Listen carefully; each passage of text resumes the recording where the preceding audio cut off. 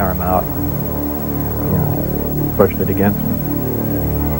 Have you maintained any contacts with your colleagues out at S4? No, I never heard from anyone other than for a very brief time after I left. Dennis, who was my supervisor, did try and make contact with me at the meeting place was the Union Plaza Hotel, and I took a friend of mine, Gene Huff, down there, and another friend, a former colleague and scientist from Los Alamos, and we saw him, but I also did recognize some security personnel walking around there from S4, so whether or not it was a setup or what was going on or he was trying to talk to me, we never found out, and we left. It just was a real strange situation. I never heard from him since. As we enter the 21st century, how has your experience changed your beliefs?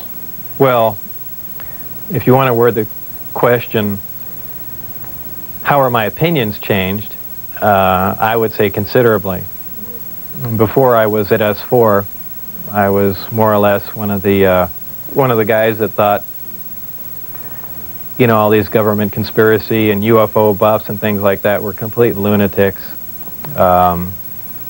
I even remember before I was involved there, a friend showed me a little newspaper clipping and said John Lear was giving a lecture who was touting that aliens from another world came to Earth and there's 70 different species, and I remember laughing on the phone that this guy had lost his mind. And I was also under the impression that, you know, boy, the government's all for the people, and they, you know, they're out here to protect us and all that. You know, after the experiences I had there, everything is completely turned around. You know, the government is doing everything but looking out for us. I mean, the only thing they're looking out is for themselves. You know, obviously the ET craft do exist. Something had to build them, so there must be aliens. And since there are, and the craft are there must be some sort of factory and an entire civilization somewhere. And if in fact that is true, and it apparently is, then there must be others. Actual crafts and technology from another world.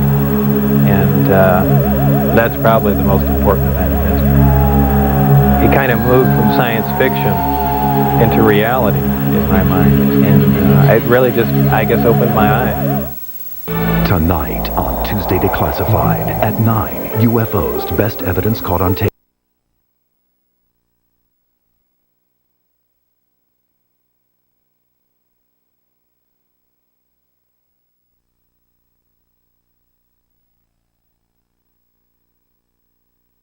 Your results matter.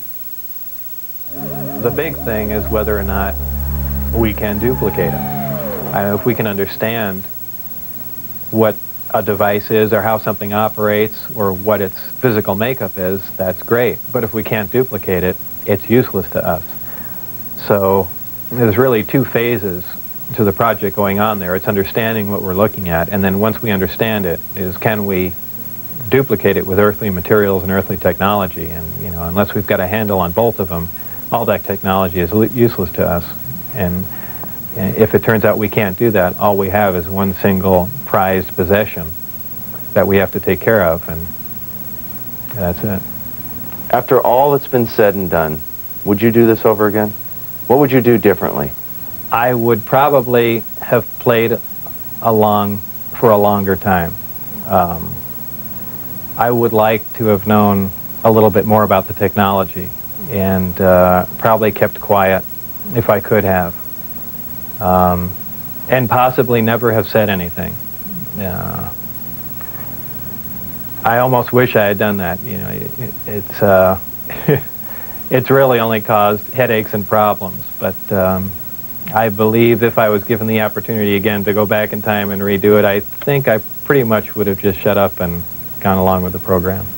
I would have much preferred that instead of the Navy or whoever it was that hand-picked a few renegade scientists here and there, that they turn it over to some more qualified people. Obviously, I was not the most qualified person on propulsion or field propulsion or anything of that sort. I was just some guy. I mean, I could have named 10 or 12 other guys that were more qualified than me. But